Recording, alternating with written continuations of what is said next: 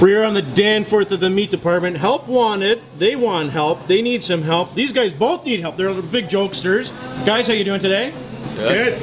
Awesome, Blossom. Who are we speaking with? Jose. My name's Zach. Zach looks a bit like Johnny Damon, but he doesn't like Johnny Damon, right? It depends on the era.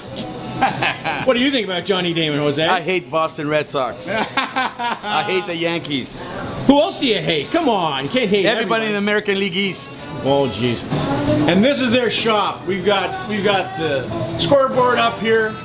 Athletes they love, athletes they hate. This is the beauty of the store, right, Jose? That is right. So up here on your wall, you've got your so-called wall of shame, right? Yeah, it's not so much a wall of shame. They just can't come into the store. You can't come into the store. Yeah, we don't like them. You know, anybody can get up there on the list. You know, David Beckham's on the list because we don't like the sound of his voice. Let's see, who else? The Mannings, obvious reasons. Phil Mickelson, we all know why he's on there. Yeah, you know, just don't piss us off. Because, you know. And how did you guys come up with this idea just for the meat? I mean, this is a meat shop. You're not. Yeah. Well, you know, I always wanted to carry the sports scores on the back chalkboard because I just thought that'd be something to talk about for customers that come in. You know, and then somebody came in and we're always bitching about different people for doing different things. And one day there was a customer in and we kind of had a big conversation about something that happened last night, and I can't remember what sport. And we said, you know what? We're not going to let that person in.